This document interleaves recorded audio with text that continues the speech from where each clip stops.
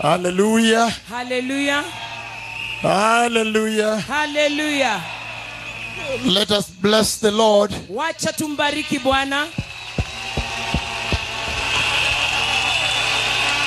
Hallelujah. Hallelujah. What a mighty new year Ni mwaka mpya mkuu kiasi gani we have begun. ambao tumeuanza. And what a mighty way to begin the new year. Na njia gani kuu hii ya kuanza mwaka mpya. Thank you. Asante. I know that there are people watching this through the LCD in the overflow. Najua kuna watu ambao wanatazama haya kupitia LCD kule kwenye ufuriko. Thank you. Asante. Thank you very much. I heard them. Thank you very much. Asanteni sana, nimewasikia. Hallelujah. Hallelujah. Now today, Sasa leo, the new day siku mpya of the new year. ya mwaka mpya. I spoke here as we turned over into the new year. Na linena hapa tulipovuka kuingia kwenye mwaka mpya. And in what I said before that prayer, Na kwa kile nilichosema kabla lile ombi, and during that prayer, na katika ombi lile, is that this year, ni kwamba mwaka huu, it is my prayer ni ombi langu, that revival, ya kwamba uvuvio, this massive revival, uvuvio huu mkuu sana, will visit the many nations that I see here. utatembelea mataifa mengi ninayoyaona hapa. Hallelujah. Hallelujah. Because the Lord is willing. Kwa sababu Bwana ana hiari. He's willing to visit your nations, but your heart. Ana hiari ya kutembelea mataifa yenu, lakini mioyo yenu. That your heart may be ready. Ili kwamba mioyo yenu iwe tayari. I want to share a very important message tonight. Nataka kushiriki ujumbe wa muhimu sana usiku wa leo. I'll describe the vision here. Nitaelezea maono hayo hapa. And then I'll walk you very slowly into the understanding. Kisha baadaye niwatembezeni polepole katika kuelewa. On what the Lord is saying. Kwa kile ambacho Bwana anasema. So I'm going to describe a vision here. Basi, ninaenda kuelezea maono hapa. And then I'll be able to give you the revelation. Kisha baadaye nitawapeeni ufunuo. And so, Basi, it was on the 3rd of May, ilikuwa tarehe 3 ya mwezi wa 5, the year 2007. mwaka 2007. And I use that Na ninatumia haya because I want to help you kwa sababu nataka kuwasaidieni appreciate ili muweze kushukuru how much time has gone in this conversation. ni muda upi kwa mazungumzo haya. And I know there are people watching in their homes in the millions. Ninajua kwamba kuna watu wengi ambao wanatazama katika nyumba zao kwa mamilioni. This is important. Hii ni ya muhimu. 3rd of May, Tarehe 3 Mei 2007, mwaka 2007, while I was in India, nikiwa katika nchi ya India, took this announcement to India nikipeleka tangazo hili kule India, that behold, this is the hour tazama, hii ndiyo saa to return to the Lord ya kurejea kwa Bwana in absolute holiness, katika utakatifu kamilifu, to surrender na kujisalimisha to the righteousness of the Lord. kwa uhaki wa Bwana. While in Hyderabad, Nikiwa kule Hyderabad, doing that, nikifanya hayo, then that night of 3rd of May, basi usiku huo wa tarehe 3 ya Mei, the Lord, the God of our Lord Jesus, Mungu Bwana wa Bwana wetu Yesu, He came to speak with me akaja kuninenea about the coming of the Messiah. kuhusu kuja kwa Masihi. And I'm going to describe every detail here. nami naenda kueleza hata vilindi sasa of that conversation. ya mazungumzo hayo.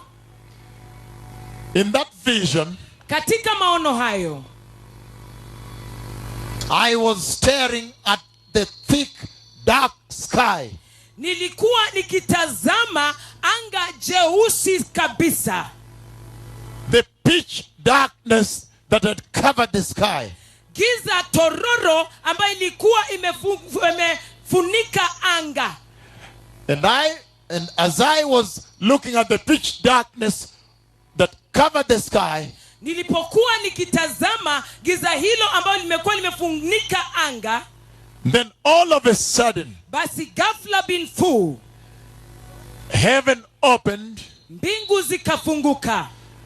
Heaven opened Mbingu zikafunguka into the thick, dark sky. katikati ya lile giza, anga ambayo ilikuwa na giza. And when heaven opened, Na wakati mbingu lilifunguka, I saw the glory of the Lord beginning to descend from heaven.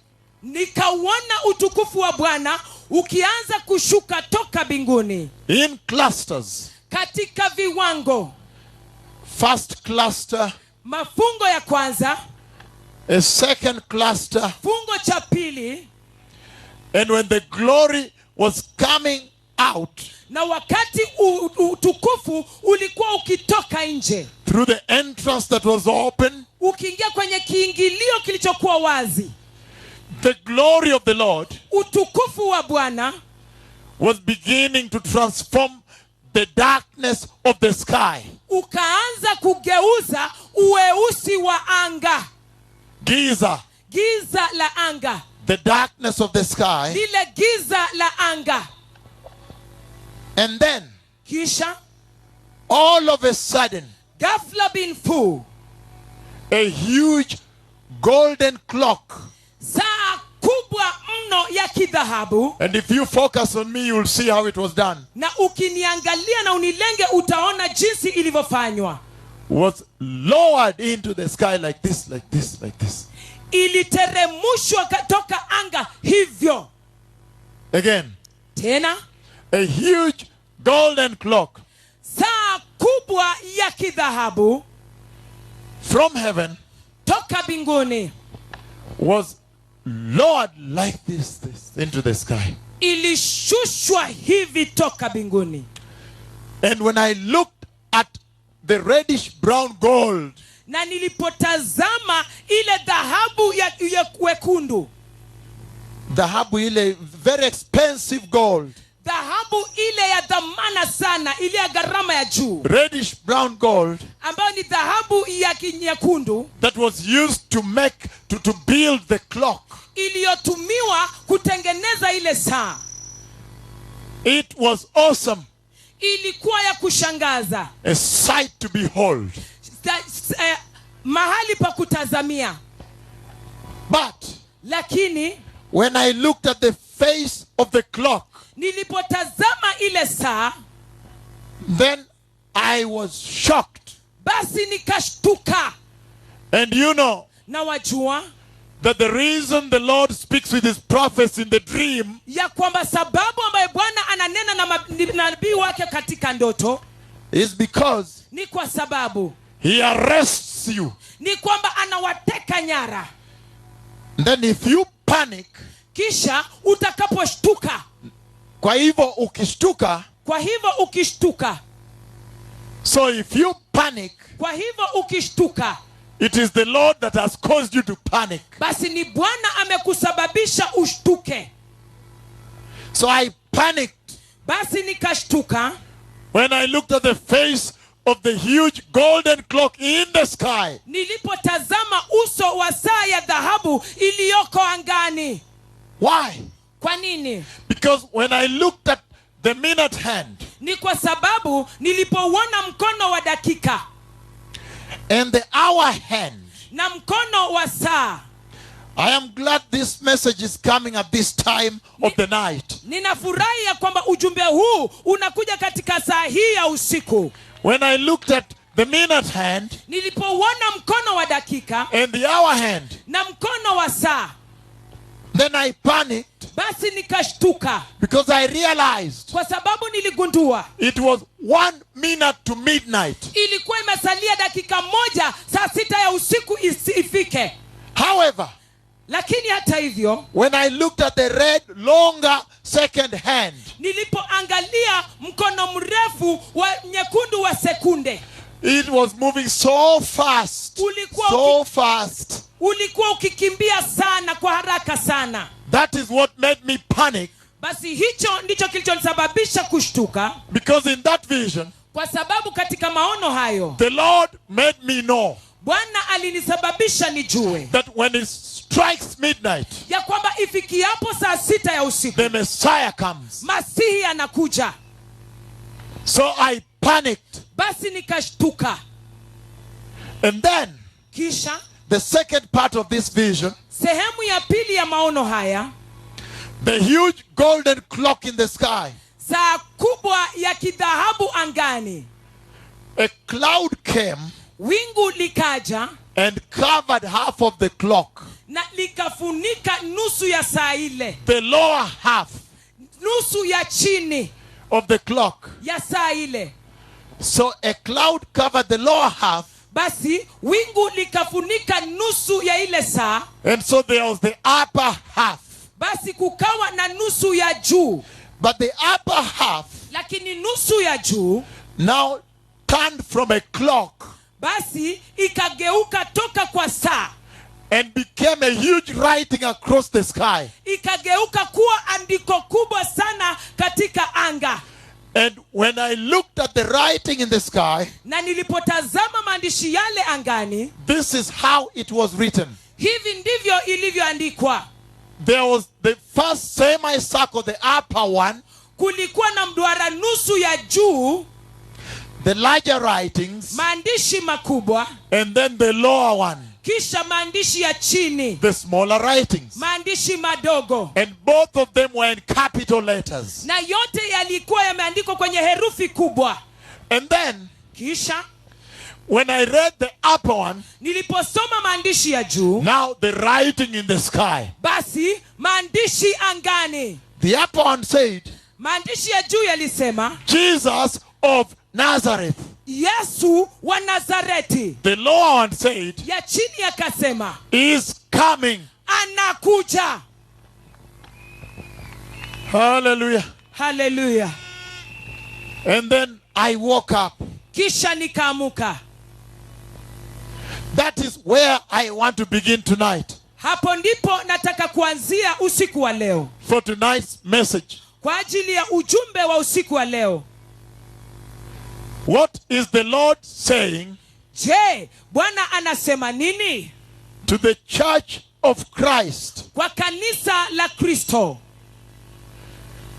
to the body of Christ, kwa mwili wa Kristo, to the nations, kwa mataifa, through this tremendous vision pitia maono haya ya kutisha, the vision of the midnight hour?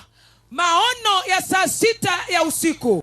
So what is the Lord saying Basi Bwana anasema nini to the nations kwa mataifa? through this tremendous, spectacular vision Pitia maono haya ya ajabu of the midnight hour? ya saa 6 ya usiku. Hallelujah. Haleluya. That is where we are beginning tonight. Hapo ndipo tunaenda kuanzia usiku wa leo. Listen to me, precious people. Nisikizeni watu wa dhamani. Before Kabla we go deep into this, hatujaingia kwenye vilindi vya haya, I want to say a few things nataka kusema mambo machache before you are hearing. kabla mjasikia. Number one, Ya kwanza, every time the Lord speaks, kila mara Bwana anenapo he must rebuke sin. lazima akemee dhambi. Welcome to the kingdom of God. Karibu kwa ufalme wa Mungu. Every time the Lord speaks, I'm saying, Kila mara Bwana anenapo nasema he must centralize the holiness of God in the church. lazima aweke unyeti wa Roho Mtakatifu kwa kanisa. There are many points, I've given them here and there. Kuna alama nyingi ambazo napeana hapa na pale. However, Lakini hata hivyo, every time it is 1 minute to midnight, kila mara ifikiapo dakika moja ifike saa 6 usiku, it means yamaanisha that the old day is gone. ya kwamba siku ile nzee imeenda, And behold, the new day has arrived. na tazama siku mpya imewadia. However, Lakini hata hivyo, why would the Lord speak with me about the midnight hour? ni kwa nini Bwana anene nami kuhusu saa 6 ya usiku? Especially that Hasa sana kwamba the Bible says Biblia inasema nobody knows the day or the hour. hakuna ajuaye siku wala saa. Hallelujah. Haleluya. Are we together? Je, tuko pamoja? The Bible says Biblia inasema nobody knows the day or the hour.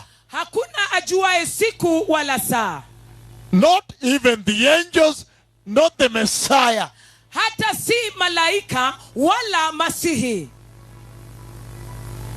And yet he's showing me Ili hali ananionyesha the time in heaven. saa ya mbinguni. The Lord definitely knew Bwana hakika alijua that right now, ya kwamba sasa hivi, even if he said 1 minute to midnight in heaven, hata akisema imesalia dakika moja saa 6 usiku ifike mbinguni, there is no magic formula, hakuna ile mfano ama mtindo wa kufananisha. formula.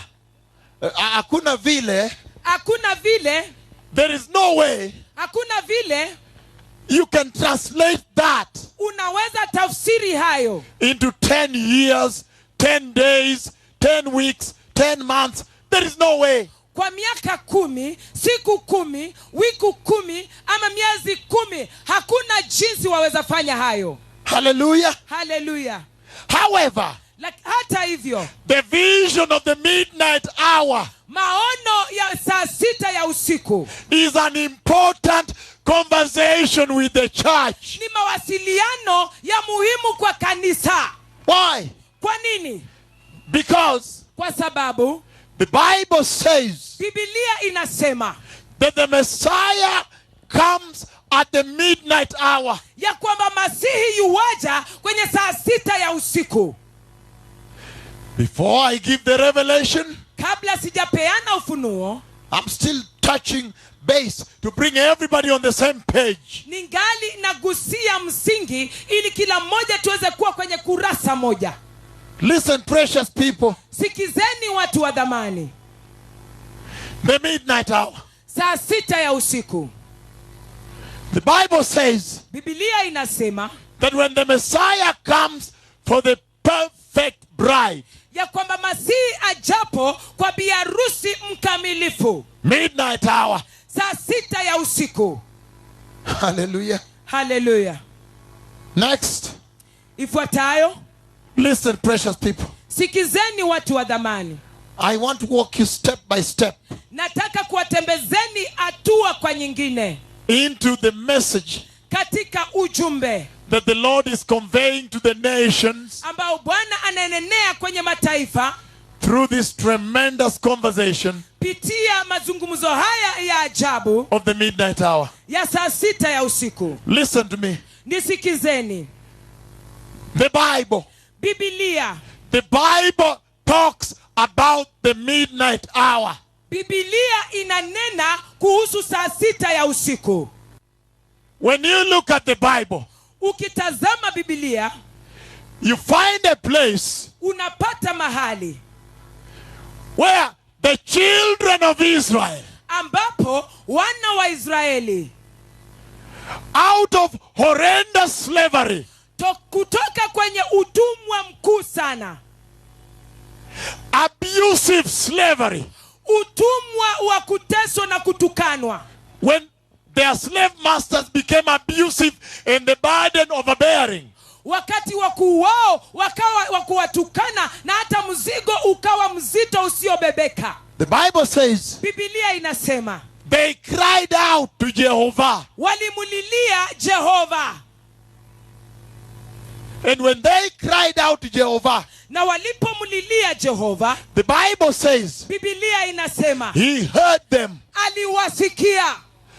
And when he heard them, Na alipowasikia, everybody focus here for a moment. kila mtu lenga hapa kwa muda kitambo. We are going to read scripture, don't worry. Tunaenda kusoma maandiko, usijali. But let's be on the same level. Lakini wacha tuwe kwenye kiwango kimoja. When Jehovah heard them, Wakati Jehova alipowasikia, he said, alisema, I am now willing to deliver the house of Jacob. sasa ni ya hiari ya kuwakomboa nyumba ya Yakobo. And so he sent them Moses. Basi akamtuma Mose. Akawatumia Mose. So he sent them Moses. Basi akawatumia Mose. Moses, the man of God. Mose, mtu wa Mungu. Everybody follow this now. Kila mtu nilenge sasa. When the Lord was sending Moses Wakati Bwana alikuwa akimtuma Mose to give them the news on the deliverance of Jehovah, awape ujumbe wa ukombozi wa Jehova, he gave Moses a few instructions alimpa Mose maagizo fulani on how to prepare kwa jinsi ya kujiandaa for the midnight hour. kwa saa 6 ya usiku. Hallelujah. Hallelujah. And so today Basi usiku wa leo is going to be a very important day inaenda kuwa siku ya muhimu for us to be able to borrow from this requirement, Jehovah's instruction for midnight.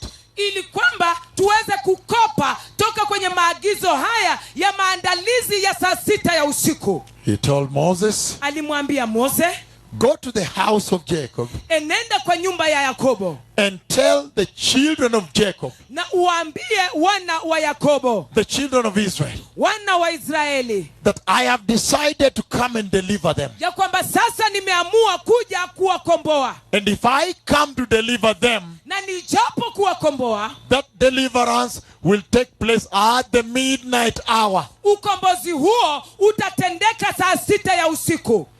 And if that deliverance, Na wakati ukombozi huo, this is going to be very deep today. I know I've given this conference to some of your countries, but follow this. This is going to be very deep tonight. hii inaenda kuwa ya kilindi sana.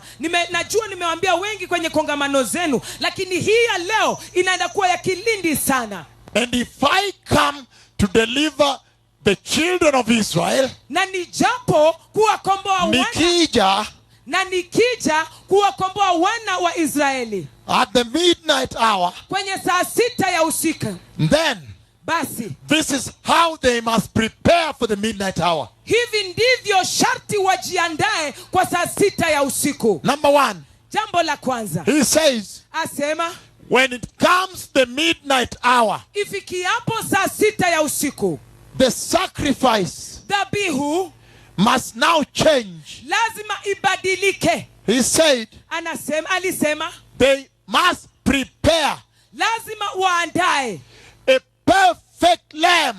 mwanakondoo mkamilifu, Perfect lamb mwanakondoo mkamilifu without defect. asiye na mawaa. Hallelujah. Hallelujah. I think this is going to be, I know people are watching globally, so this is key.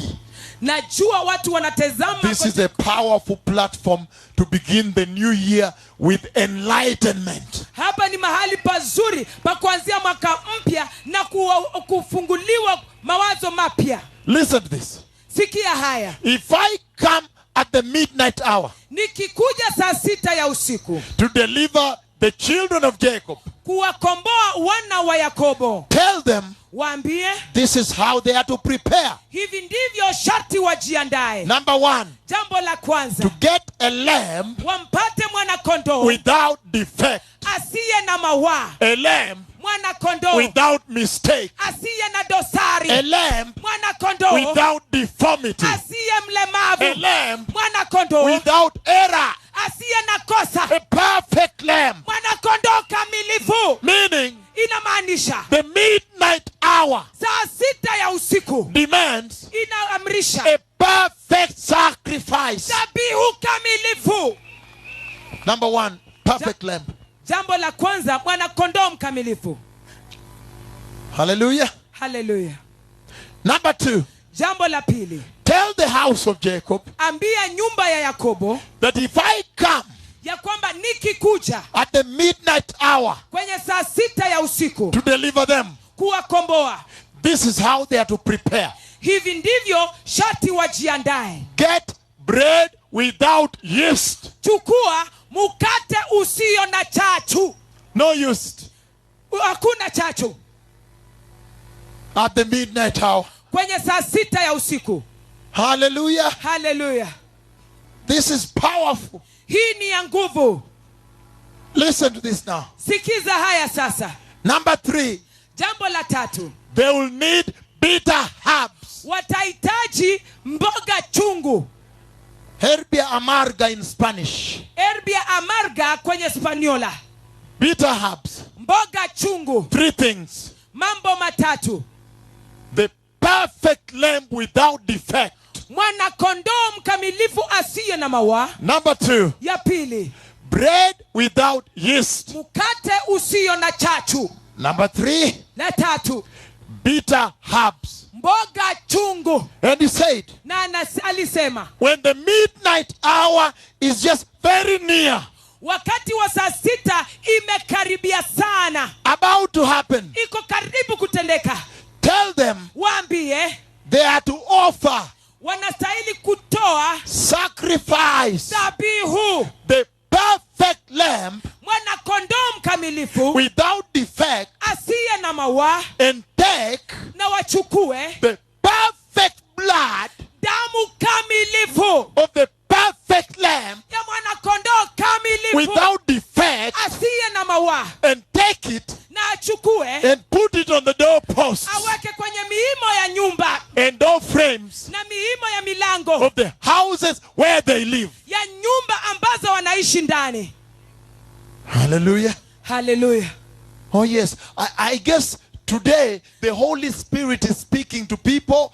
They almost get the message right away there. Natumai You almost get the message right away there. mtapata ujumbe hapo ndani. You catch it there. Utapata pale. You catch it. You almost just get it's exposed right there. Ameiweka wazi mahali pale. Because he says, Maana anasema, he's talking about the blood. ananena kuhusu damu.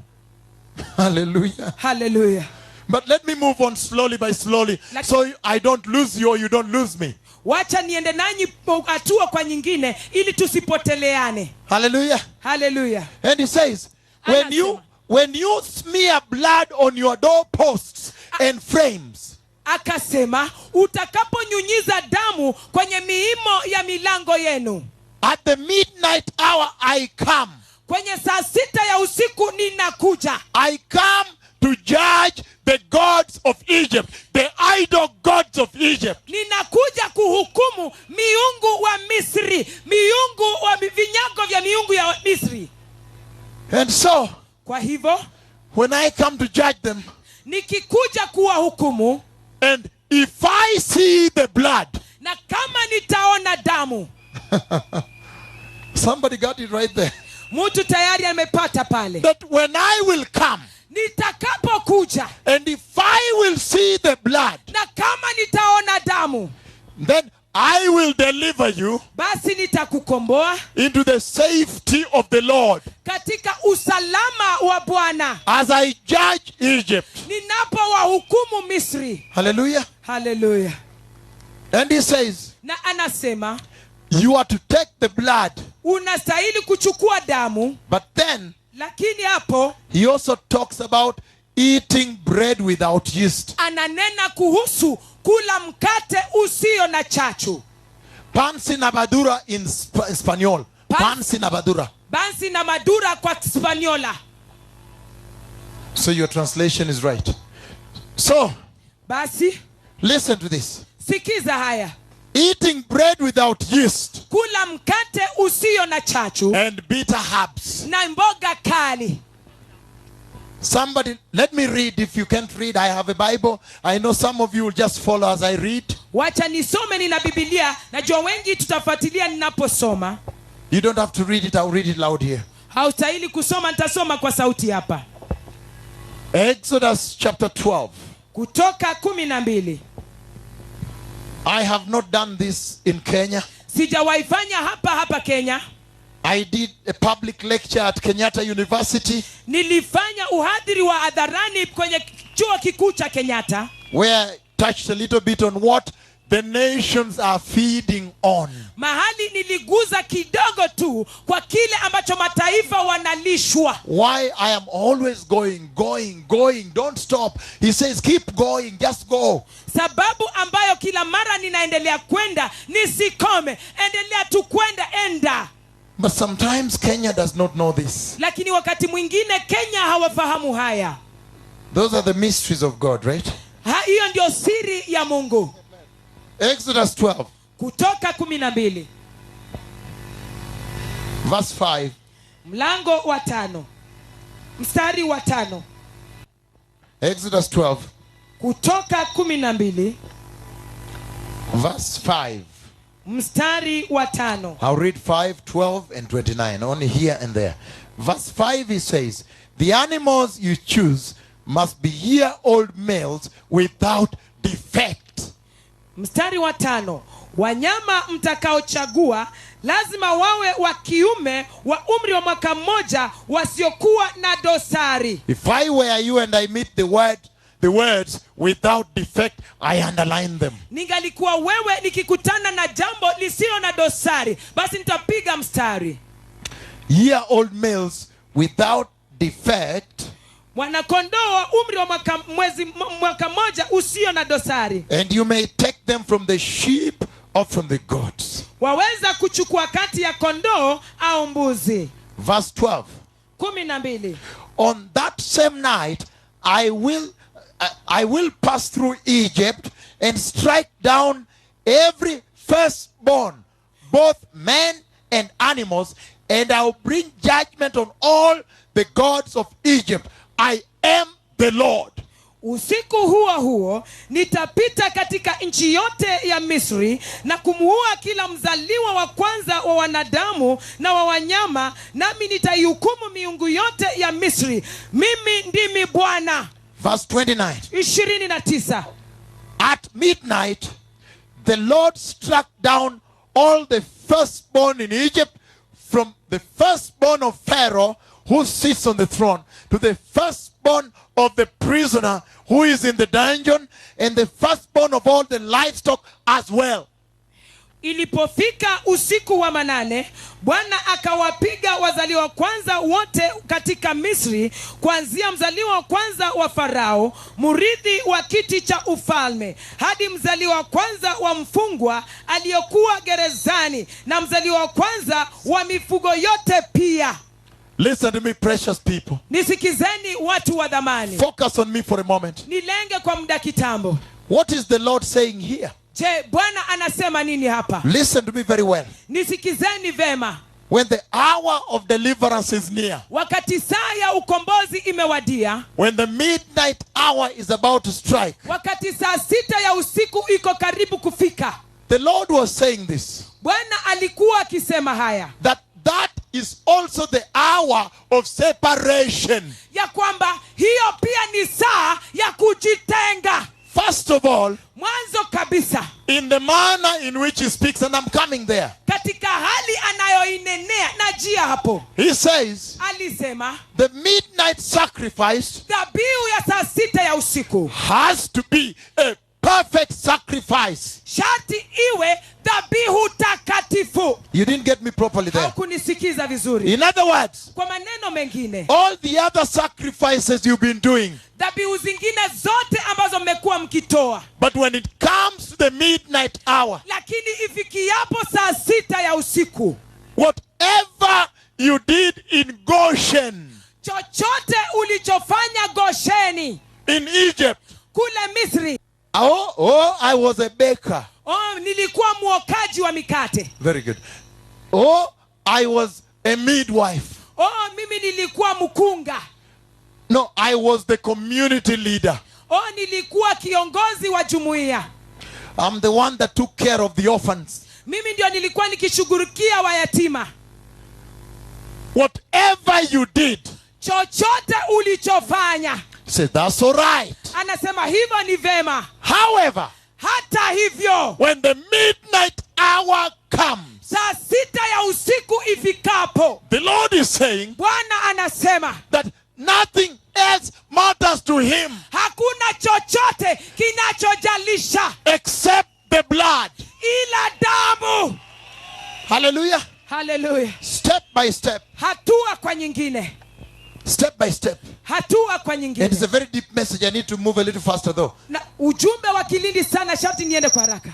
That nothing else matters to him anymore, Ya kwamba hakuna kinachojalisha sasa, except that when he comes ila tu atakapokuja and he looks at his people, na awaangalie watu wake, his separated people, watu wake waliotengwa, his covenanted people, watu wake wa agano, that he should see the blood. ya kwamba lazima aone damu.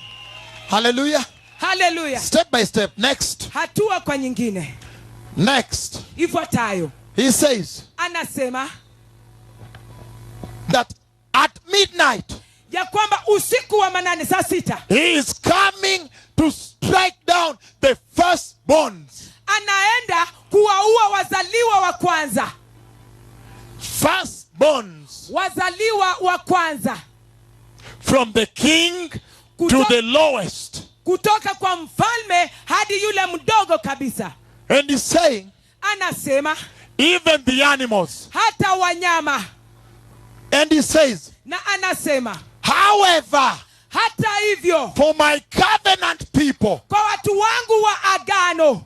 Look at this now. Tazama haya sasa. For you, kwako wewe, you shall look for a perfect lamb, mutatafuta mwana kondoo kamilifu, without defect, asiye na dosari, and take the perfect blood na muchukue damu kamilifu of the perfect lamb, ya mwana kondoo mkamilifu, without defect. asiye na dosari. And when you offer that lamb, na mtakapotoa mwana kondoo huyo, he says, anasema, it will be symbolism, itakuwa ni ya ishara, it will be designation, itakuwa ni ishara, representation ya kuwakilisha, of the firstborn of heaven. ya mzaliwa wa kwanza wa mbinguni. Hallelujah. Hallelujah. Of the firstborn of God, wa mzaliwa wa kwanza wa Mungu, that was already offered unto you, ambayo tayari alikuwa ametolewa kwenu, the ancient of ancients, wale wa kale, that was offered unto you aliyetolewa kwenu during the laying of the foundation of the earth. katika kuwekwa kwa misingi ya ulimwengu. Did you understand me until here? Je, mmenielewa kufikia hapa? Step by step. Hatua kwa nyingine.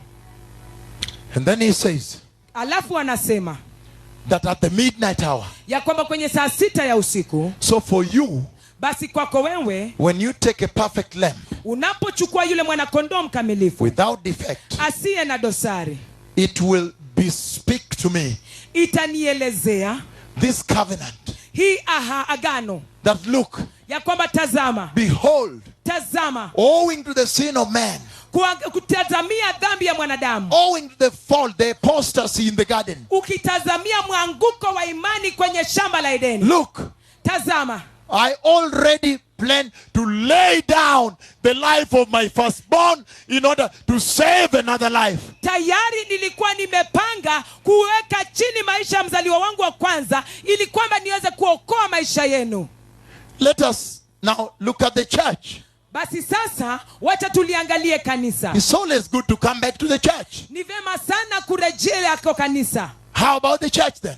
Na je, ni kuhusu kanisa? That was Israel. Hiyo ilikuwa Israeli. How about the church? Na je, kuhusu kanisa? Listen, Sikiza. the Lord is saying Bwana anasema that at this hour, ya kwamba kwenye saa hii, again, in like manner, katika njia hiyo hiyo, what he demanded of Israel kile alichoitisha kwa Waisraeli at the midnight hour, kwenye saa 6 ya usiku, same God, Mungu yule yule, same purpose, kusudi lile lile he demands of the church. analihitaji toka kwa kanisa. And so he's saying Basi anasema that in this vision of the midnight hour, ya kwamba kwenye maono haya ya saa 6 ya usiku, there was a message to the church. basi kulikuwa na ujumbe kwa kanisa. And the message to the church is this. Na ujumbe kwa kanisa ni hii. He's saying Anasema, that, I planted churches. nilinua makanisa. Lord, I healed people in your name. Bwana, niliwaponya watu kwa jina lako. Lord, I baptized people. Bwana, niliwabatiza watu. Lord, I went for evangelism. Bwana, nilifanya uinjilisti. Lord, I took care of orphans. Bwana, niliwalinda mayatima. He's saying Anasema that when the midnight hour arrives, ya kwamba saa 6 ya usiku itakapofika, nothing matters to Jehovah hakuna kinachojalisha kwa Yehova, except ila that when he comes atakapokuja and he finds his covenant people awapate watu wake wa agano covered with the perfect blood without defect. wamefunikwa na damu kamilifu isiyo na dosari. The book of John chapter 1 Kitabu cha Yohana mlango wa kwanza. verse 29. This is very powerful because it will return the church. Hii ni ya nguvu sana maana itarejesha kanisa. Hallelujah. Hallelujah. John chapter 1 Yohana mlango wa kwanza verse 29. mstari wa 29. And then we'll go to 1 John chapter 2 verse 2. Alafu tutaenda kwa waraka wa kwanza wa Yohana mlango wa 2 mstari wa 2. I'm reading now. Ninasoma sasa. And he says, Asemaye, Anasema, the next day John saw Jesus coming toward him and said, look, the Lamb of God who takes away the sin of the world. siku iliyofuata Yohana alimwona Yesu akimjia, akasema, tazama mwanakondoo wa Mungu aichukuae dhambi ya ulimwengu. Turn with me to 1 John before I explain. 1 John chapter 2 verse 2. Enenda nami kwenye waraka wa kwanza wa Yohana mlango wa 2 mstari wa 2. 1 John 2:2. Waraka wa kwanza wa Yohana mlango wa 2 mstari wa 2. He is talking about Jesus. Ananena kuhusu Yesu. Verse 2 he says, Mstari wa 2 inasema, he is the atoning sacrifice for our sins, and not only ours, but also for the sins of the whole world. yeye ndiyo dhabihu ya upatanisho kwa ajili ya dhambi zetu, wala si kwa ajili ya dhambi zetu tu, bali kwa ajili ya dhambi za ulimwengu wote. Everybody focus on me for a moment. Kila mtu nilenge kwa muda. What is the Lord saying here? Bwana anasema nini hapa? You hear the Lord saying Unamsikia Bwana akisema that when it comes to the midnight hour, ya kwamba ifikiapo saa 6 ya usiku, for us as a church, kwetu sisi kama kanisa, Christ Jesus, the Son of the living God, Kristo Yesu mwana wa Mungu aishie, he is that perfect lamb yeye ndiye yule mwana kondoo mkamilifu of God wa Mungu without defect. asiye na dosari. Everybody focus here, Kila mtu lenga hapa, just step by step, hatua kwa nyingine, because kwa sababu there is a law. kunayo sheria. There is a law of sacrifice. Kuna sheria ya kutoa dhabihu, Jehovah's law sheria ya Jehova of the perfect lamb without defect. ya mwana kondoo mkamilifu asiye na dosari. That is Jehovah's law Yani sheria ya Jehova for the midnight sacrifice. kwa saa sita ya dhabihu ya saa sita usiku, That when it comes to midnight, ya kwamba ifikapo saa sita ya usiku, the only way the firstborns among the house of Jacob would be saved njia ya pekee ya wazaliwa wa kwanza katika nyumba ya Yakobo wanaweza kuokolewa is to go into this covenant, ni kuingia katika agano hili, that now ya kwamba sasa, that the perfect Lamb of God ya kwamba mwanakondoo mkamilifu wa Mungu has been laid down on their behalf. tayari amechinjwa kwa niaba yao. He has laid down his life Tayari ametoa maisha yake on their behalf. kwa niaba yao. That is the only way their sons, firstborns, and daughters were going to be saved. Hiyo ndio njia ya pekee ambao wazaliwa wao wa kwanza wa kike au wa kiume wanaweza okolewa. How about the church? Na je, kuhusu kanisa? Everybody look at this now. Kila mtu tazama hii sasa. He's saying Anasema that for the church, ya kwamba kwa kanisa, the announcing of the midnight hour tangazo la saa sita ya usiku essentially kimsingi announces the following. anatangaza haya. Number one, Ya kwanza, the dispensation of the blood. majira ya damu.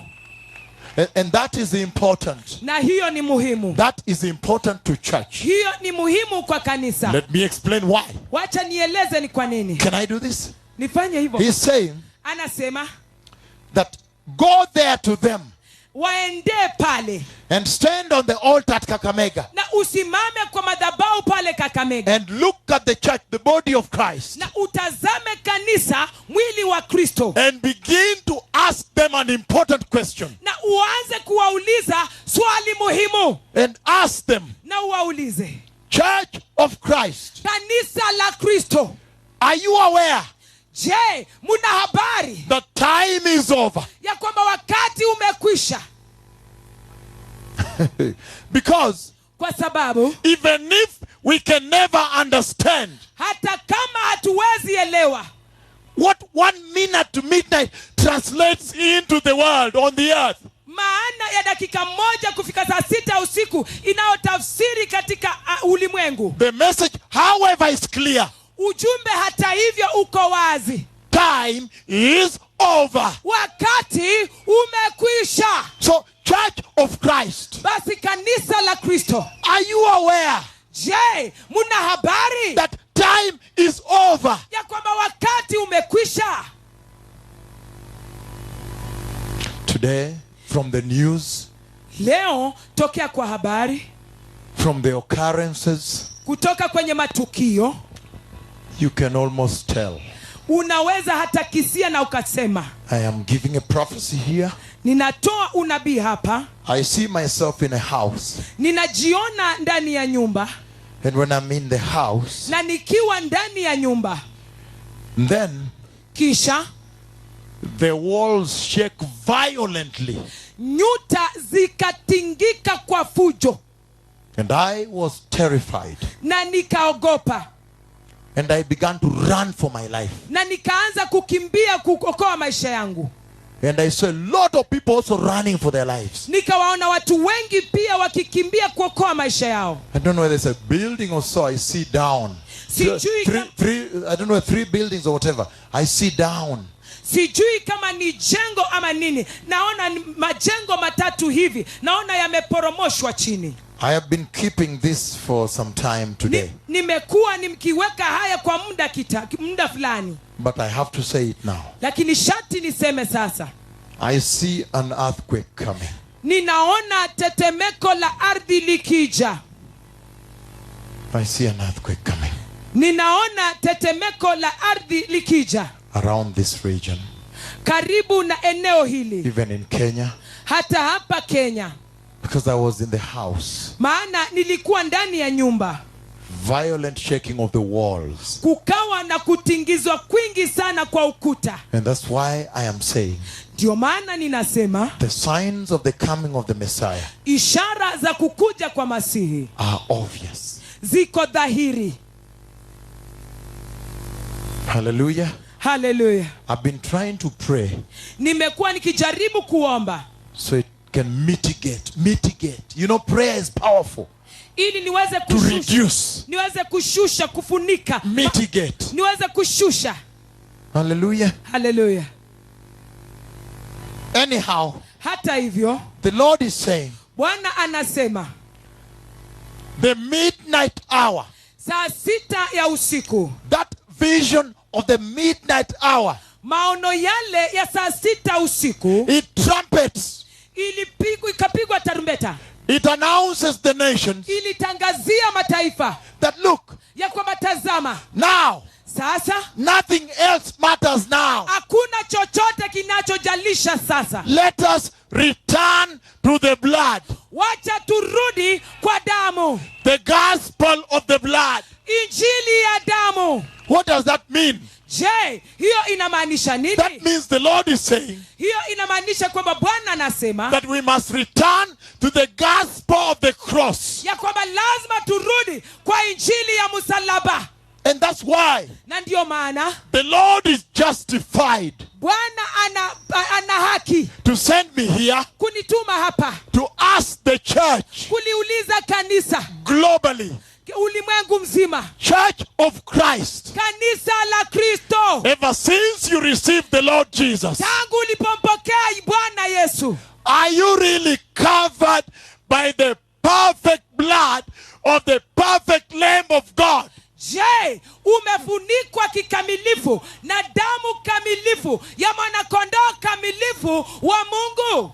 Hallelujah. Hallelujah. What a mighty question to ask the Church of Christ. Ni swali kuu kiasi gani kuliuliza kanisa la Kristo. Church of Christ, Kanisa la Kristo, ever since you received Jesus, tangu ulipompokea Yesu, are you really covered by the perfect blood of the perfect Lamb of God?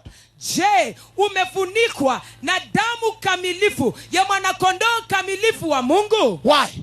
Kwa nini? Because Kwa sababu in the same midnight announcement, katika tangazo lile la saa 6 usiku, you hear another announcement. unasikia tangazo lingine, And the other announcement says na tangazo lingine linasema that there is not going to be any abuse of the grace in the house. ya kwamba kamwe katu hatutakuwa na kutukana neema ndani ya nyumba. Let me repeat it. Wacha nirudie, That there is never ya kwamba hakutakuwa kamwe going to be acceptable itakubalika the abuse of the grace in the house. matukano ya neema ndani ya nyumba. Why? Kwa nini? Because he's asking, are you really covered? Maana anauliza, je, umefunikwa? Why? Kwa nini? Focus on me. Nilenge sasa. Because Kwa sababu the blood is the perfect sacrifice, damu ndio dhabihu kamilifu.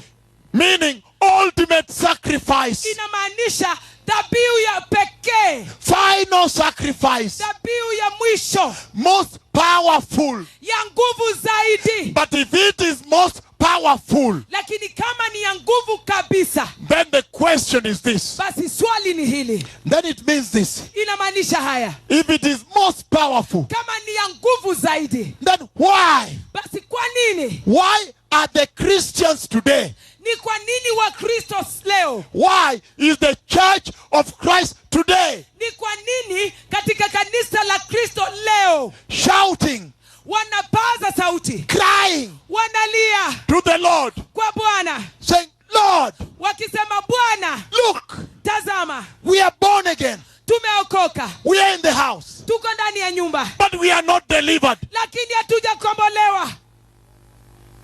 Why? Kwa nini? Why would she cry out to the Lord? Ni kwa nini amlilie Bwana?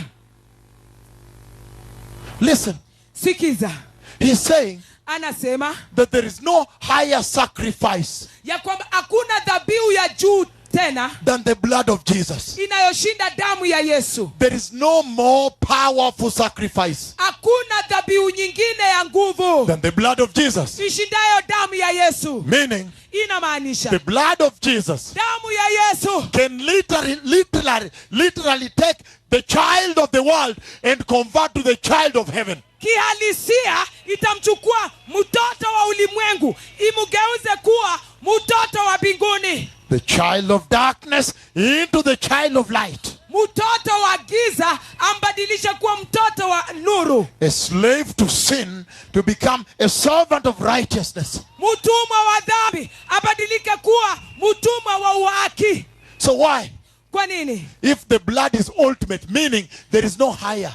Kama damu ndiyo ya pekee ya juu zaidi, inamaanisha hakuna nyingine tena. Why is it Ni kwa nini sasa that today's church ya kwamba kanisa la leo is asking for a second Calvary? linaulizia Kalvari ya pili? If the blood is the ultimate. Kama damu ndiyo ya juu zaidi, Asking for a second Calvary.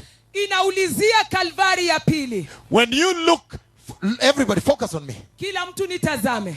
When you look at the dressing of the Christians in the church, Ukitazama aina ya mavazi ya Wakristo ndani ya nyumba, then you know that there is a problem in the house. basi unajua kuna shida ndani ya nyumba. Because the problem is this. Maana shida ni hii: Who is teaching the word? ni nani anafundisha neno? Because Kwa sababu my Bible, mine, Biblia yangu, sometimes I have come to your countries wakati mwingine nimekuja kwenye nchi zenu and I've told you, na nimewaambieni in your countries kwenye nchi zenu that I think my Bible and your Bible must be different. ya kwamba nafikiria Biblia yangu na yenu ni tofauti.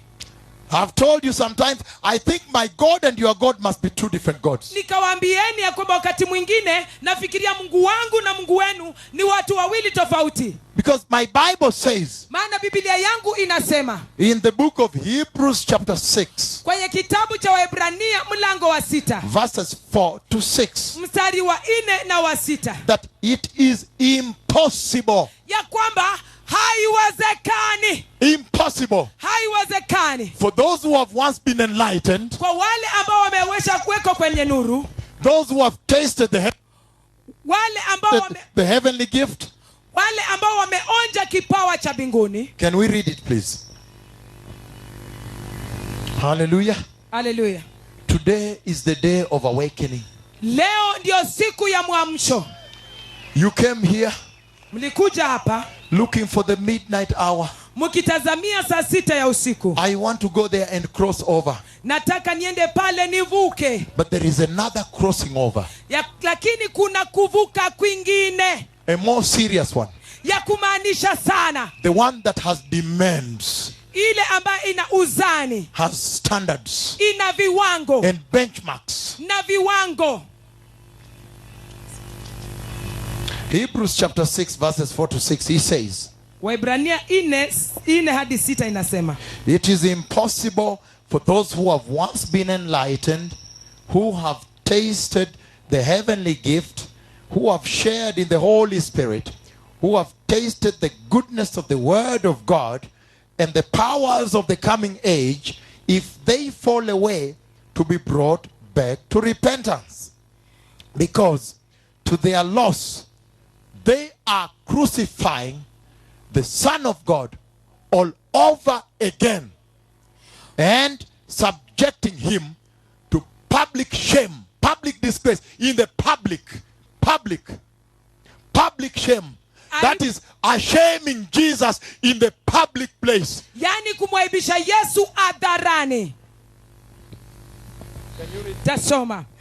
Kwa kuwa ni vigumu kuwarejesha tena katika toba wale ambao wakati fulani walishapata nuru, ambao walishaonja kipawa cha mbinguni, ambao wamekwisha kushiriki katika Roho Mtakatifu, wale ambao wameonja uzuri wa neno la Mungu na nguvu za wakati ujao, kisha wakaanguka.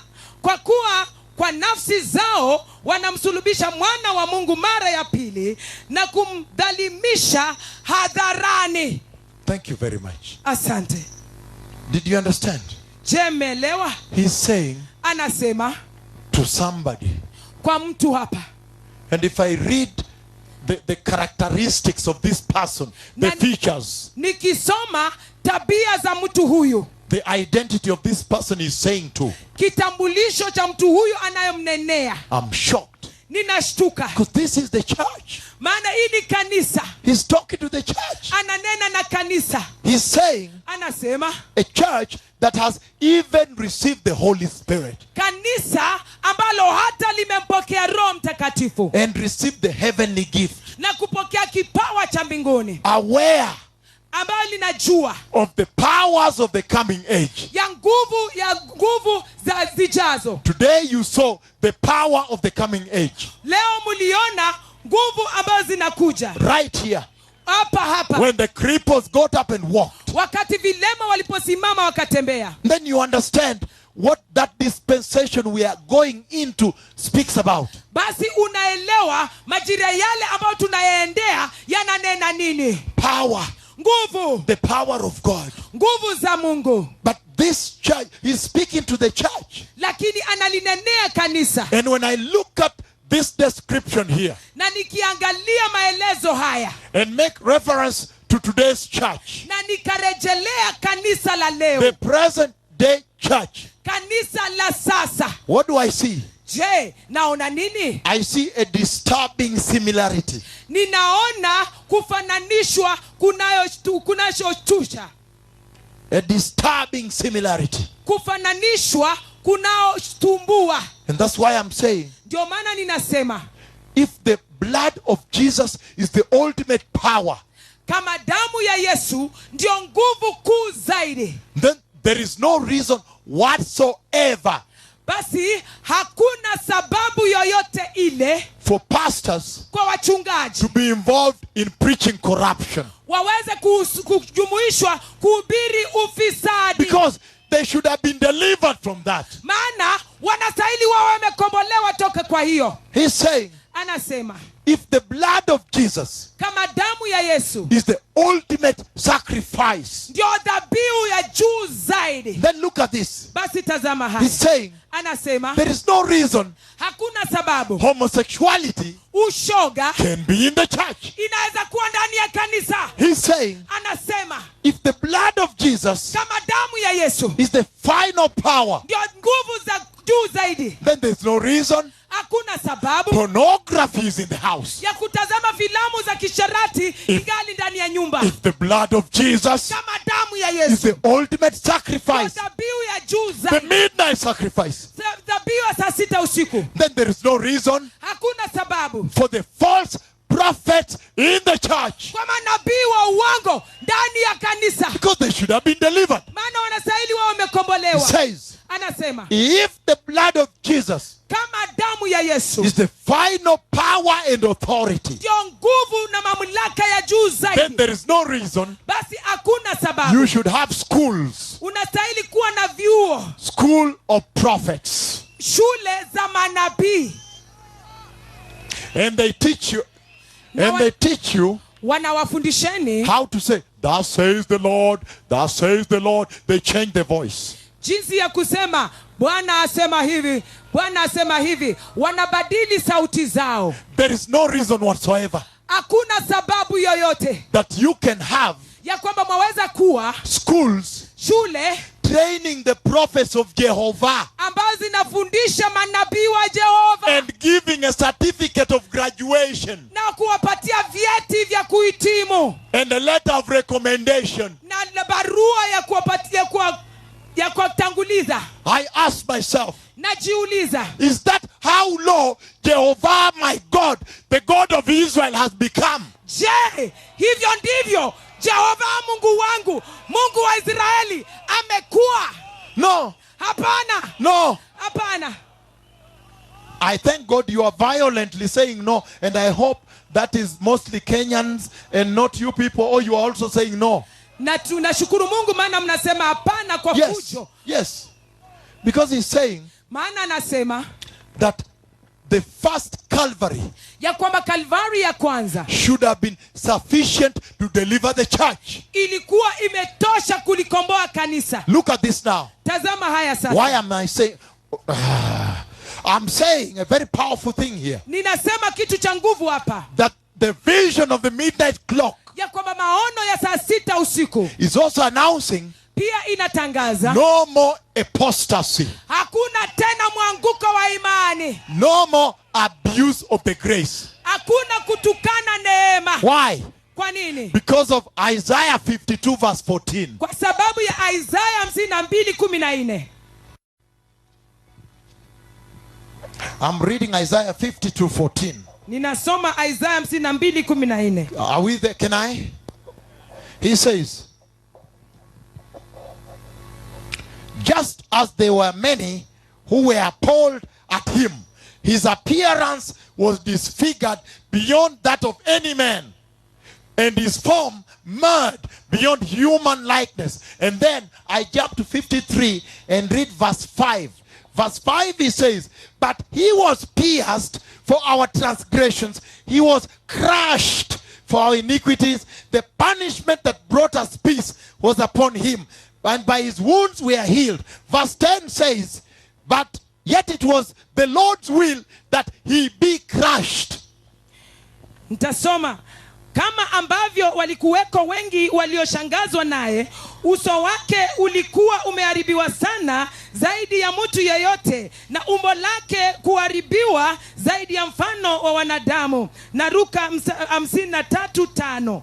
Lakini alitobolewa kwa ajili ya makosa yetu, alichibuliwa kwa maovu yetu. Adhabu iliyotuletea sisi amani iliyokuwa juu yake, na kwa majeraha yake sisi tumepona. Mstari wa 10. Lakini yalikuwa ni mapenzi ya Bwana kumchubua na kumsababisha ateseke, ingawa Bwana amefanya maisha yake kuwa sadaka ya Thank you very much. Thank you. Listen to this now. Sikiza haya. What is the Lord saying through this vision of the midnight hour? Je, Bwana anasema nini kupitia maono haya ya saa 6 usiku? He's saying Anasema that he's announcing the dispensation of the blood. ya kwamba anatangaza majira ya damu. And he's saying Na anasema only by the blood ni kwa damu pekee will you be delivered. waweza kombolewa. And in other words, you hear another saying Kwa maneno mengine unasikia akisema that you cannot abuse the blood of Jesus. ya kwamba kamwe hauwezi ukatukana damu ya Yesu. Why?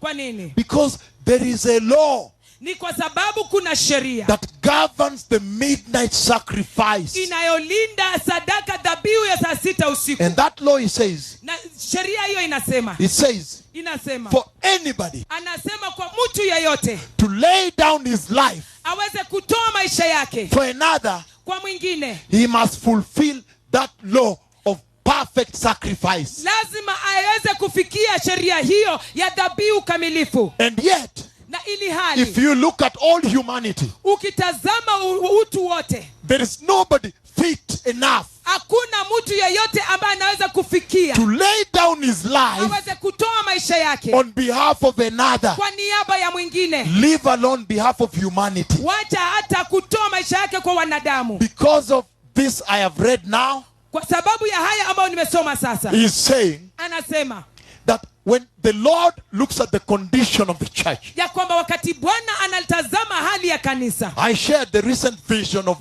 11/11, which is November 11th.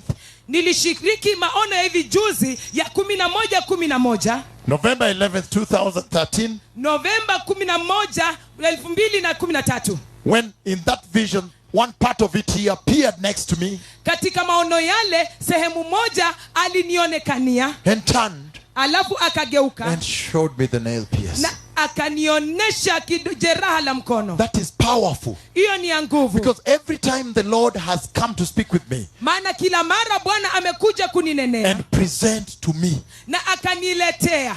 the few times he has done that, Mara chache amefanya hivyo, including the time he walked across the sky, hata kujumuisha wakati alitembea kote kote angani. the first thing is to show. Jambo la kwanza ni kunionyesha, And I always felt na kila mara ninahisi that the Lord is saying, ya kwamba Bwana anasema, look what I did for you. tazama nilichokufanyia. In other words, I also thought, I felt he's saying, Kwa maneno mengine nilihisi anasema, look, I am still happy that I did it. tazama ningali na furaha ya kwamba nilifanya. That is despite the current condition of the church. Hiyo ndio hali ya sasa ya kanisa. I am still happy I did it. ningali ninafurahi nilitenda. And that is the part that crushes me.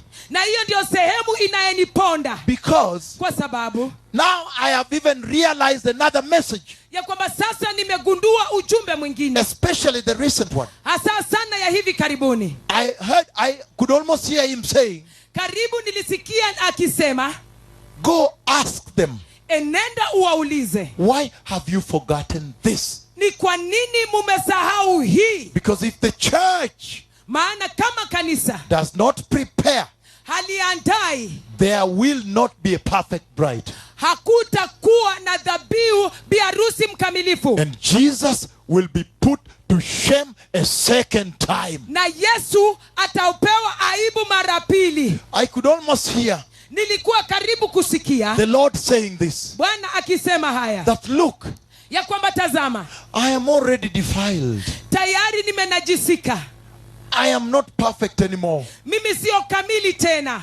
I have wounds on my body and scars. Nina majeraha kwenye mwili wangu na vidonda. I'm no longer able to fulfill the law of perfect sacrifice. Siwezi nikatimiza sheria ya sadaka dhabihu kamilifu.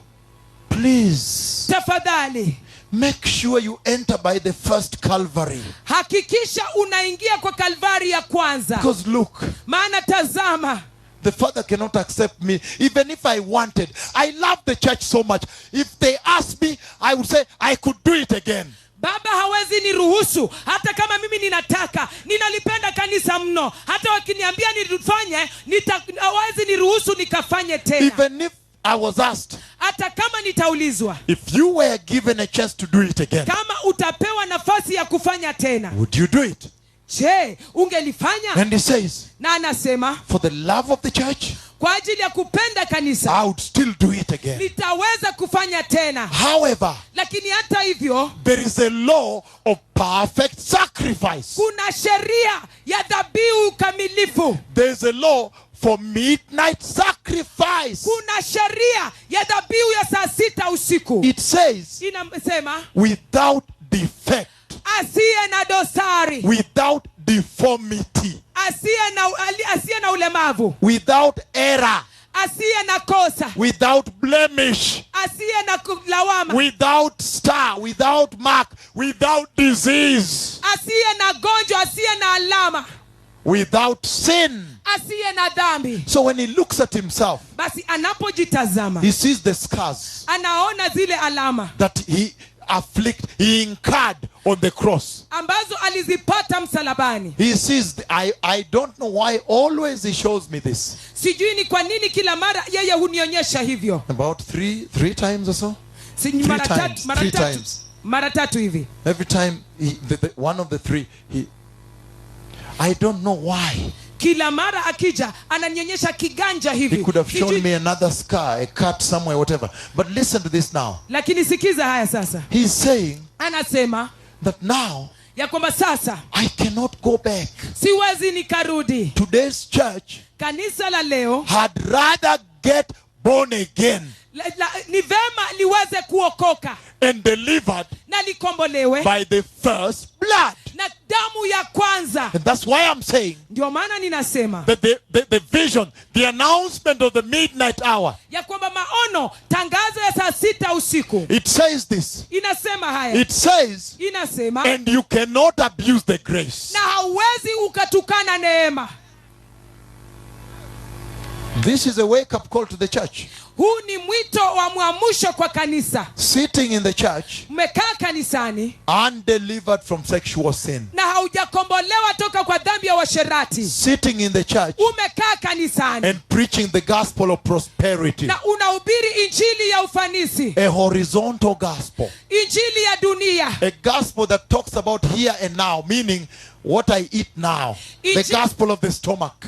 injili inaenena hapa na hapa, yani injili ya tumbo. If you are in Kenya here, Kama uko hapa Kenya, it is a gospel that puts an M-Pesa running by the TV program. injili ambayo inapeperusha M-Pesa is an electronic money transfer by the cell phone. M-Pesa ni hali ya kupeperusha pesa kupitia simu. And they say, Send your money now to get your prophetic word. Na wanasema tuma pesa zako sasa ili upate neno la kinabii. If the blood of Jesus is ultimate power, Kama damu ya Yesu ndio ina nguvu ya juu zaidi, that power nguvu hizo is unpurchasable. haziwezi nunulika. Cannot be purchased. Haiwezi ikanunuliwa. Did you understand me? Je, mwanilielewa? That's what the clock is announcing. Basi hivyo ndio saa inatangaza. And he's saying Na anasema that the hour that beholds. ya kwamba saa ambayo imewadia. Let me move on because of really time. Wacha nisonge kwa ajili ya wakati. Because I want to come to where Jesus himself spoke about the midnight hour. Maana nataka kujia mahali Yesu mwenyewe alinena kuhusu saa 6 ya usiku. But listen to this now. Lakini sikiza haya sasa. He says bread without yeast Alisema mkate usio na chachu, to prepare for the midnight hour. ili uweze kujiandaa kwa ajili ya saa 6 ya usiku. But if you look at the bread that the pastors are dispensing today, Lakini ukitazama mkate ambao wachungaji wanapeana leo, they are giving out bread for eating, giving. wanapeana mkate wa kula na kupeana. Sweet bread.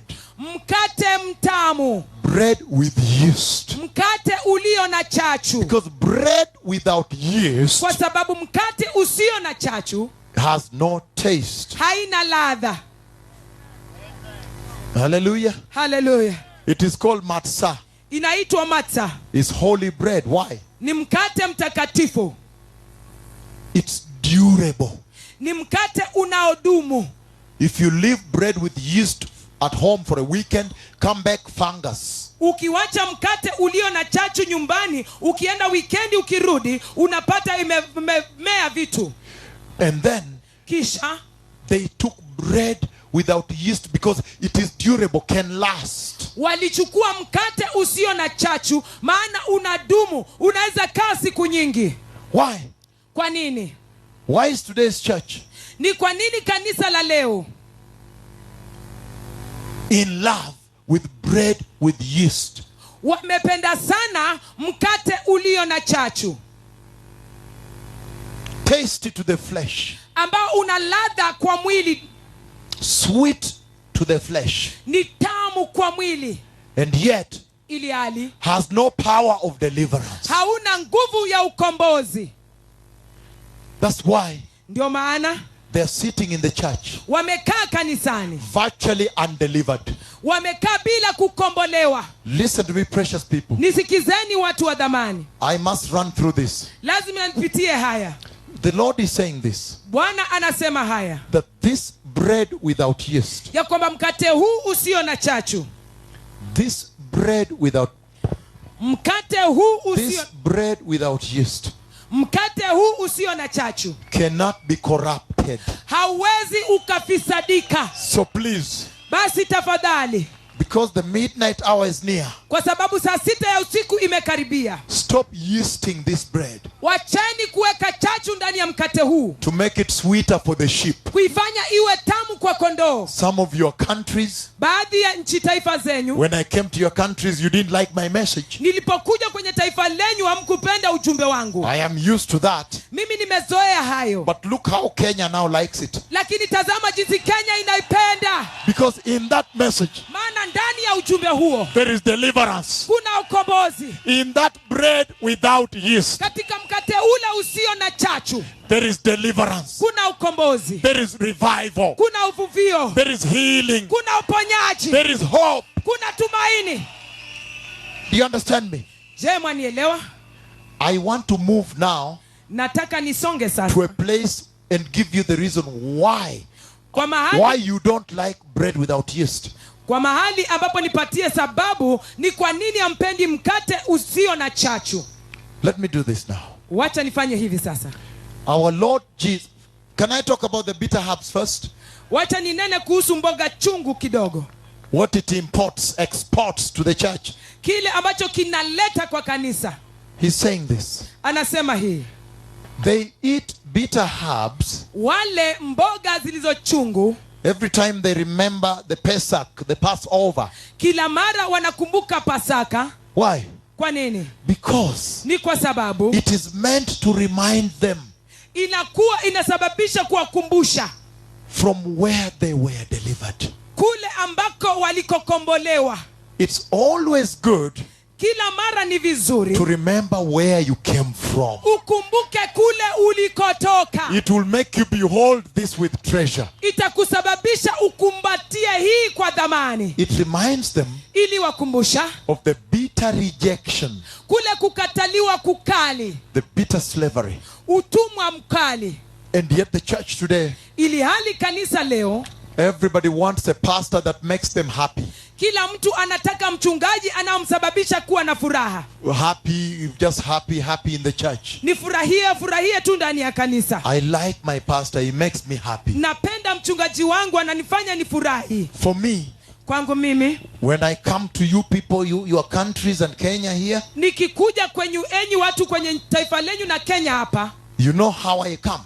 mnajua jinsi ninavyokuja. I am coming with a sword. Ninakuja na upanga And I'm checking the body. na ninautazama mwili. If I find a tumor, Nikipata uvimbe I cut it, Now- cut it, remove, throw out. na ukata Out. na ukata na kurusha nje, Because the body must be healthy. kwa sababu mwili lazima uwe na afya. He sent me to go clean up.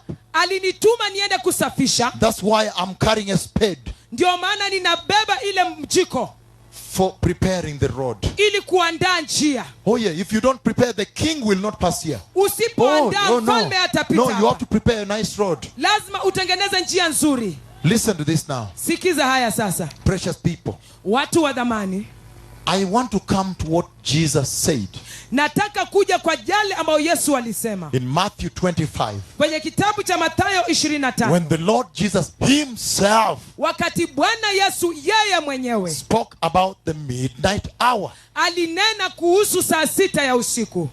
Listen to this. Sikiza haya. He gave a parable Alitoa mfano of 10 virgins. ya wanawali 10. A parable of 10 virgins. Mfano wa wanawali 10. And he said, Na alisema at that time, wakati ule, when the midnight hour is about to strike, wakati saa 6 ya usiku iko karibu kufika, the wise virgins wanawali wenye hekima and the foolish virgins, na wanawali wapumbavu, the wise virgins wanawali wenye hekima have a jar of oil. wana chupa ya mafuta, The foolish virgins na wanawali wapumbavu have no oil. hawana mafuta. But both Lakini hawa wote will be asleep, watakuwa wamelala, tired of waiting. wamechoka kungojea. And when I go all over the globe, Na ninapoenda kote kote ulimwenguni, looking at the church of Christ, nikilitazama kanisa la Kristo, I see the church deep asleep. naona kanisa limelala kweli kweli. That's why Ndio maana the enemy, according to Matthew 13:24 on, adui, kulingana na Mathayo 13:24 kuendelea, when the church sleeps, wakati kanisa linalala, the enemy goes in there and sows the bad seed. adui anaingia mle ndani na kupanda mbegu mbaya. But listen to this now. Lakini sikia haya, It's a problem. kuna shida. He's saying, Anasema when they're all asleep, wakati wote wamelala. however, Hata hivyo, when the midnight cry is rung, wakati mlio wa saa 6 usiku imepigwa, when somebody comes around wakati mtu anakuja and say, hey, na aseme, hey, I have seen the midnight clock. nimeona saa ya saa 6 usiku, I have seen the vision of the midnight hour. nimeona maono ya saa 6 ya usiku. He says, Anasema every one of them must wake up kila mmoja wao lazima aamuke and trim the lamps. na atengeneze taa. Meaning, the Inamaanisha lamps had all died. taa zote zilikuwa zimezima. And then, Kisha he says, anasema the wise virgins, wanawali wenye hekima they now have to add oil sasa wanaongezea mafuta to keep the lamp burning, ili kufanya taa iendelee kuwaka, to give the midnight light. ili iweze kutoa nuru ya saa 6 usiku. But he's saying, lakini anasema that this anointing you see here, which is keeping the lamp burning here, ya kwamba upako huu ambao mnaona inafanya taa inaendelea kuwaka hapa. today we saw it keeping the light burning here. Leo tuliona ikifanya taa ikiwaka hapa. Hallelujah. Hallelujah. This oil here, Mafuta haya he's saying anasema there is a problem. kuna shida. It is subject, Inakusudiwa, it is at a risk of plunder.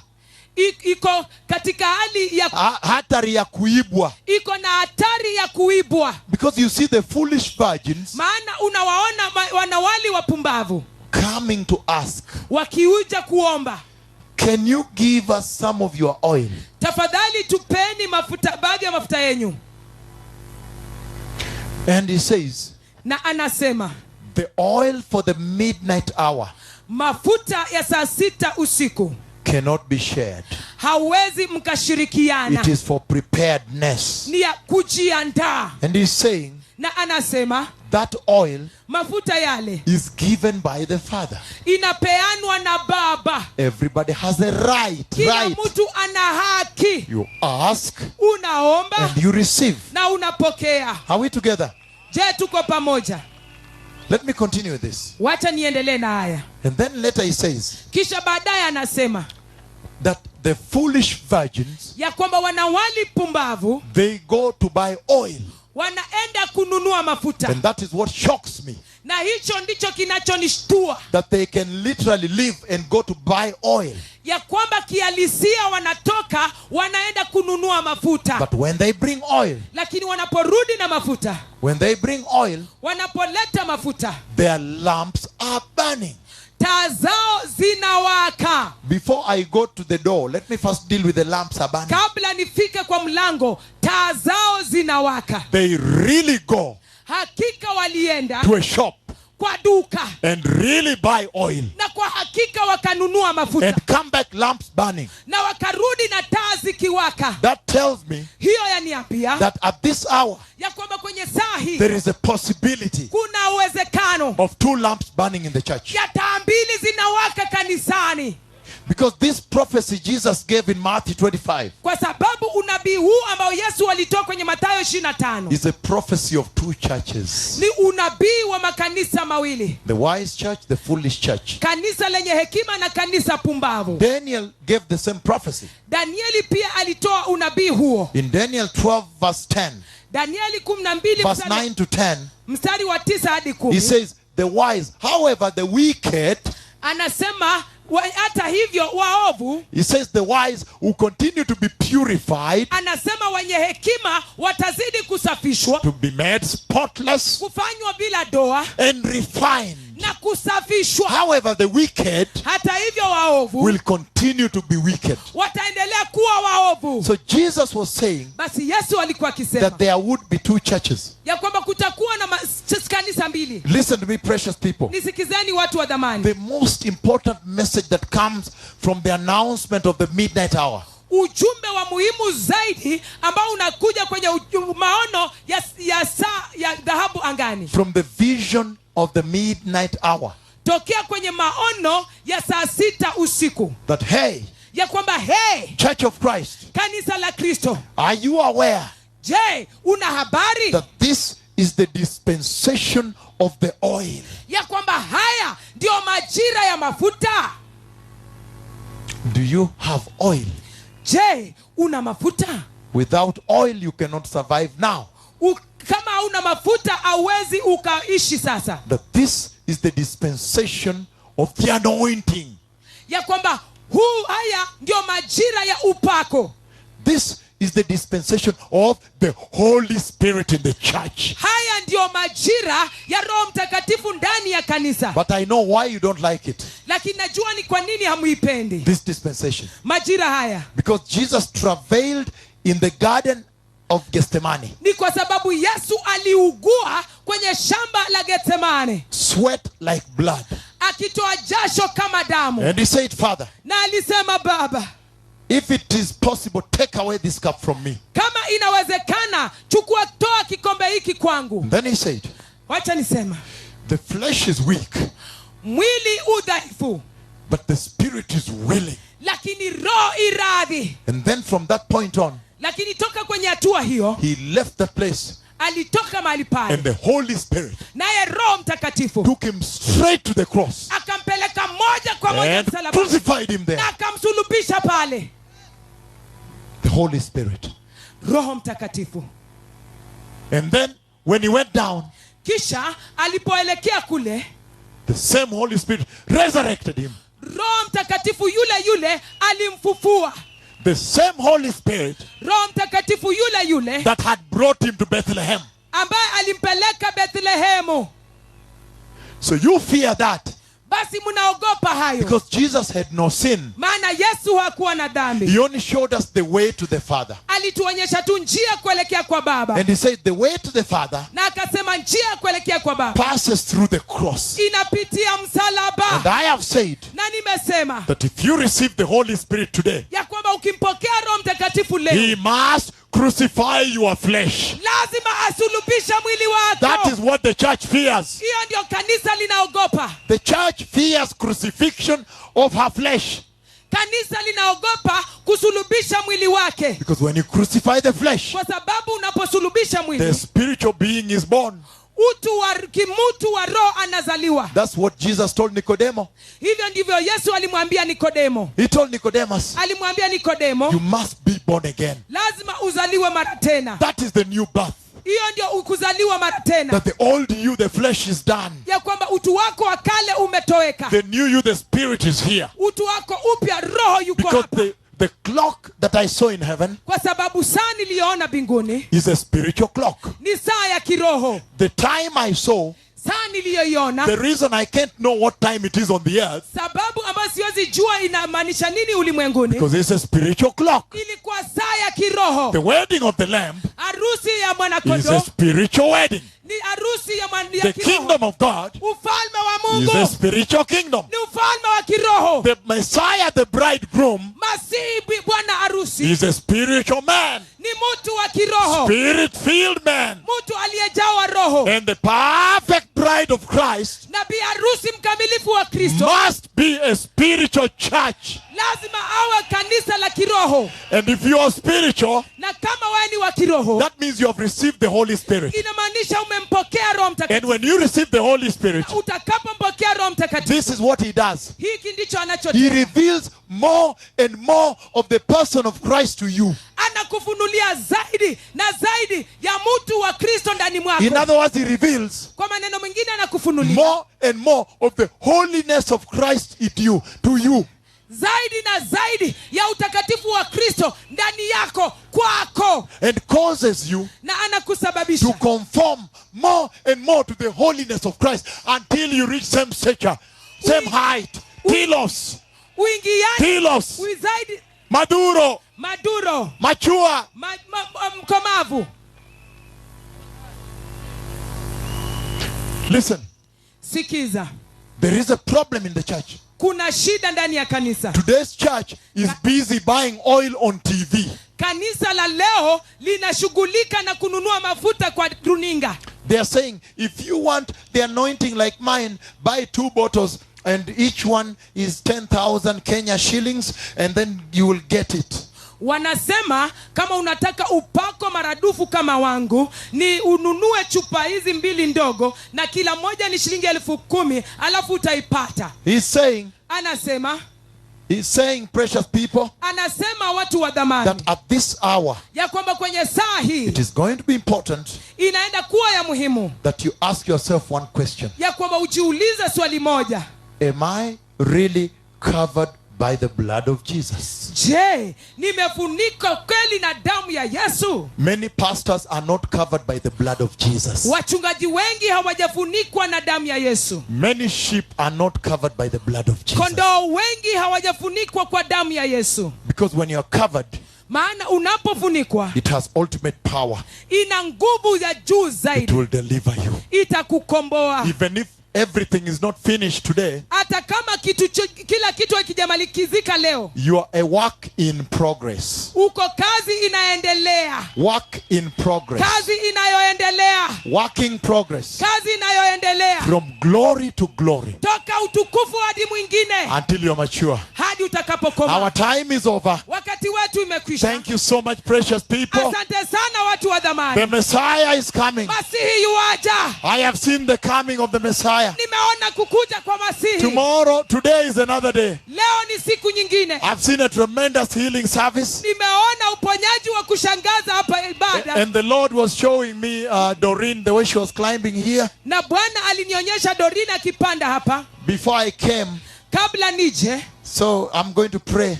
Basi naenda kuomba. But precious people, lakini watu wa dhamani, I know that you received the Lord in the day. Najua mlimpokea Bwana mchana. Unless there are people who have entered here now. Isipokuwa kama kuna watu ambao wameingia saa hii.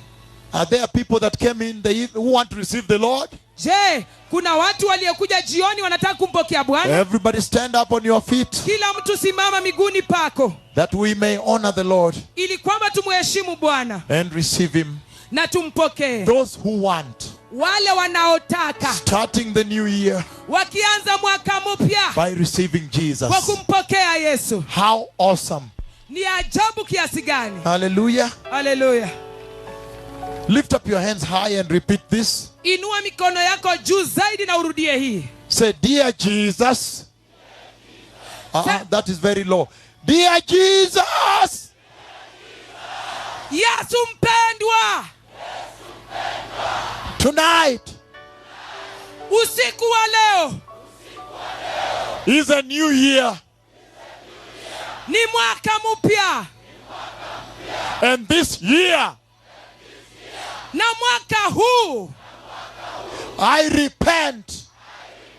Ninatubu. Of all sin. Dhambi zote. And receive you. Na kukupokea. In my life. Maishani mwangu. As my Lord. Kama Bwana wangu. And Savior. Na Mwokozi. Establish holiness. Imarisha utakatifu. In my life. Maishani mwangu. Establish your word. Imarisha neno lako. In my heart. Moyoni mwangu. In the mighty name of Jesus. Katika jina kuu la Yesu. This year. Mwaka huu. Going forward. Kuendelea. I am born again. Nimeokoka. Thank you. Asante. Thank you. Asante. Thank you.